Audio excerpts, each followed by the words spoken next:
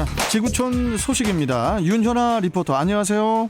네, 안녕하세요. 예, 윤현아 리포터께 이거 하나 여쭤볼게요. 네네. 지금 방금 우리 출발 경인대행진 스팟 나갔잖아요. 네네. 그거 지금 들으셨죠? 네네. 거기서 이제 육각수 씨 시사 프로도 잘하시네요. 그 멘트 좀 빼야 될 때 되지 않았나요, 이제? 아니요, 잘하시는데요. 아니 그게 아니라 이제 저도 이제 우리 출경대 2년 거의 됐기 때문에 좀 멘트를 좀 조만간에 좀 바꿔볼까 생각이 좀 들어서 한번 여쭤봤습니다. 이제 당연하다라고 생각하시는 거군요. 아니에요. 그냥 한번 여쭤봤고요. 네. 자, 좋습니다. 또 해외 소식하면 또 윤현아 리포터인데 오늘 어떤 소식인가요? 네, 먼저 미얀마 소식인데요. 네. 벌써 미얀마 쿠데타가 일어난 지 1년이 지났는데 미얀마 쿠데타 군사정권 수장이 내년 예정된 총선에 비례대표제를 도입하는 방안을 승인한 것으로 알려졌습니다. 군부 지지 정당들의 의회 진입을 쉽도록 하는 제도로 평가된다는 점에서 쿠데타 1년을 기점으로 장기 집권 계획을 진행 중인 것으로 보입니다. 네. 2일 현지 매체 이와라디에 따르면 지난달 31일 쿠데타 수장인 민아웅 흘라잉 최고사령관은 오는 2023년으로 예정된 총선에서 비례대표제를 도입하는 방안을 사실상 승인했는데요. 흘라잉 사령관은 최다 득표자가 당선되는 현재 선거 시스템은 미얀마의 민주주의 및 연방주의와 맞지 않는다면서 선관위의 여러 정당과 논의해 적합한 선거제도를 찾아보라고 지시를 했습니다. 그러면서도 개인적으로는 비례대표제를 찬성한다면서 비례대표제는 소수민족을 폭넓게 대표해야 한다고 언급했습니다. 그는 이와 함께 군정이 총선을 치르기 위해 노력 중이라면서 전국의 안정을 가져와 선거가 치러질 수 있도록 소수민족이 군정과 협력해줄 것을 촉구했습니다. 이렇게 비례대표제로 선거제도를 바꾸라는 가이드라인을 제시하는 동시에 비례대표제를 실시하면 소수민족에도 혜택이 갈 수 있으니 민주진영의 반군부 움직임에 동참하지 말라는 메시지를 전달한 것으로 해석됩니다. 네. 현재 미얀마 선거법에 따르면 연방의회 상하원 전체 664석 중 군정이 2008년 만든 헌법에 따라 전체의 25%인 166석은 군부에 사정 배정되고요. 나머지 498석은 선거에서 최다 득표자 당선 제도를 통해서 뽑게 돼 있습니다. 네. 이런 상황에서 비례대표제의 도입은 아웅산 수치 국가고문의 대중적 인기를 앞세워서 그동안 선거에서 모두 승리해온 민주주의 민족동맹 NLD를 무력화하기 위한 것으로 해석됩니다. NLD는 가장 최근 치러진 지난 2020년 11월 총선에서도 직접 선출되는 의석 중 80% 이상을 차지하는 압승을 거뒀는데요. 군부는 그러자 총선이 부정선거였다고 주장을 하면서 지난해 2월 1일 쿠데타를 일으켰었습니다. 이와라디는 정치 분석가들을 인용해 미얀마 내 90여 개 정당 중 약 30개가 군부 지지 정당으로 여겨진다면서 비례대표제가 도입되면 미얀마 민주진영이 의회 내 지배력을 잃을 것으로 보인다고 분석했습니다. 군부는 비례대표제 도입과 더불어서 새 총선 실시 이전에 군정에 유리한 상황을 조성해서 향후 민주진영을 고사시키는 데 전력할 것으로 보입니다. 이런 가운데 미얀마 동부 타칠렉에서는 친군부 시위대를 겨냥한 수류탄 공격이 발생해서 2명이 사망하고 38명이 부상을 입었습니다. 익명을 요구한 미얀마 보안군 관계자는 현지 시간 1일 정오쯤 집회를 마치고 귀가 중인 군중 속에서 수류탄 2발이 폭발했다고 전했습니다. 이날 미얀마에서는 쿠데타에 항의하는 침묵 파업과 반군부 시위가 곳곳에서 벌어지는 동시에 군부에 찬성하는 시민들도 거리에 나와서 맞불 집회를 열었습니다. 지금 이 미얀마의 흘라잉 사령관이라는 사람이 참 되게 이해가 안 가는 게 네. 아무리 미얀마가 국가적으로 또 어떤 여러 민족이 모여 있는 소수 민족들이 모여 있는 좀 특수한 국가라 하더라도 최다 득표자가 당선되는 현재 선거 시스템은 미얀마의 민주주의 및 연방주의와 맞지 않는다.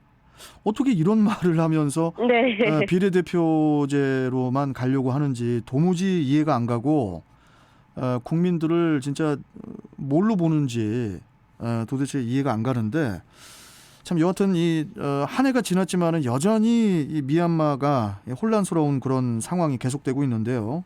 네. 올해는 좀 이 지역에 좀 이상한 사람들은 좀 없어지고 좀 평화가 찾아와 줄 수 있는 그런 미얀마가 됐으면 좋겠습니다. 예. 네. 자, 다음 소식 전해주시죠. 네, 브라질에서 지난해 말부터 3개월째 폭우가 계속되면서 역대 최대 규모의 피해를 내고 있다고 현지 매체들이 1일 보도를 했습니다. 네. 보도에 따르면 남동부 상파울루주와 미나스 제라이스 주에서 지난달에만 66명이 폭우 피해로 사망한 것으로 집계가 됐습니다. 미나스 제라이스 주에서는 유명 관광지에서 일어난 절벽 붕괴 사고까지 합쳐서 39명, 또 상파울루주에서는 24명이 숨졌고요. 이 두 개 주를 합쳐서 이재민은 7만여 명에 달합니다. 앞서 북동부의 바이아주에서는 지난해 11월에서 12월 사이 폭우로 26명이 사망을 했고요. 10만 명에 가까운 이재민이 발생을 했습니다. 이 밖에 북부와 북동부 지역의 다른 주에서도 올해 들어서 수시로 폭우가 쏟아지면서 상당한 피해를 내는 것으로 알려졌으나 정확한 피해 규모는 알려지지 않고 있습니다.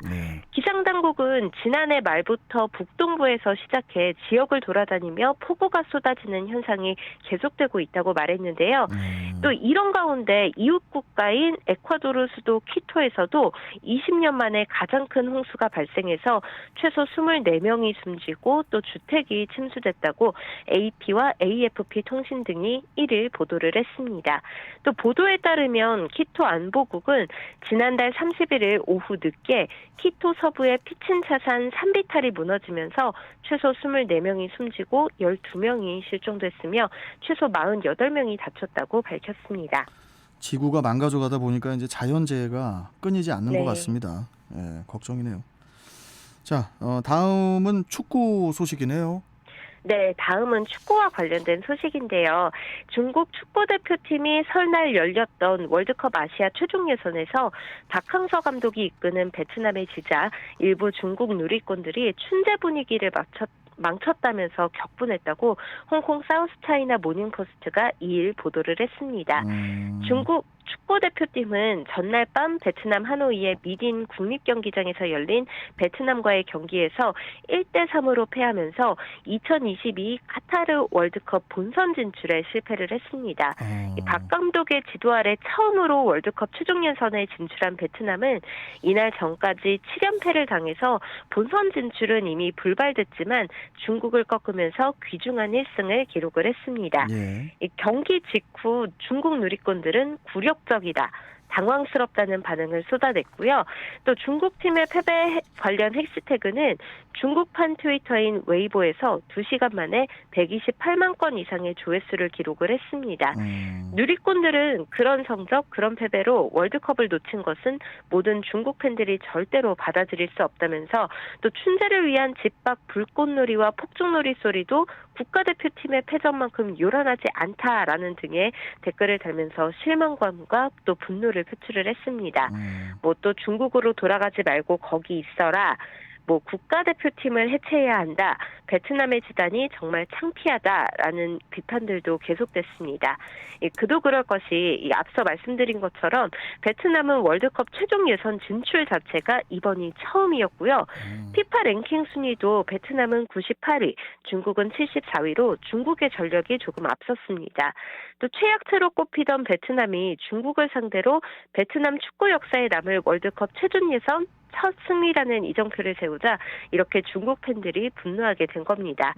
그래서인지 리샤오펑 중국팀 감독은 경기 후 팬들에게 사과를 했다고 중국 펑파이가 보도를 했습니다. 또 참고로 한국 축구대표팀은 10회 연속 월드컵 본선 진출이라는 위협을 이뤘는데요. 지난 1일 시리아와의 경기에서 2대0 승리를 거두면서 남은 두 경기에서 모두 지더라도 최소 2위를 확보해 카타르 월드컵 본선에 나설 수 있게 됐습니다. 이로써 1986년 멕시코 대회부터 2022년 카타르 대회까지 총 10회 연속 월드컵 본선 무대를 밟게 됐는데요.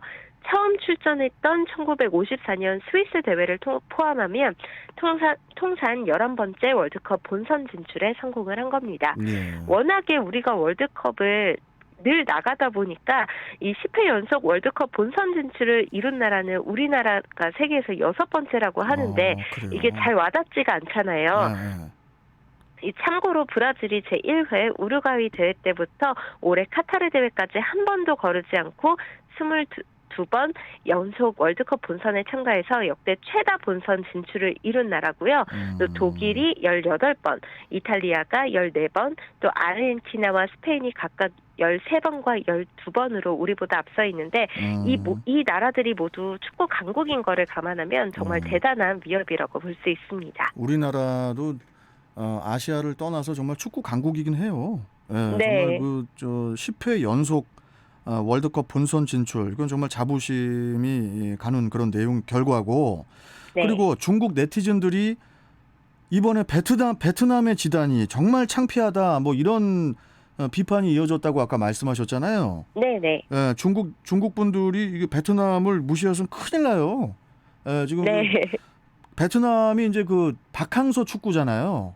네. 그 수년 전부터 이게 이슈몰이를 하고 있기 때문에 베트남을 물론 뭐 만만하게 보진 않았겠지만은 여하튼 그 베트남 축구 무시 못합니다. 예. 네. 이제 점점 순위가 올라갈 것 같아요. 예, 그나저나 중국에서 좀 뭐 쌀국수라든지 이런 게 좀 또 안 팔릴까봐 좀 걱정되네 좀. 예, 아무튼 뭐 농담이었고.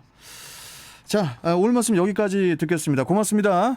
네, 감사합니다. 네, 자 지구촌 뉴스 윤현아 리포터와 함께했고요.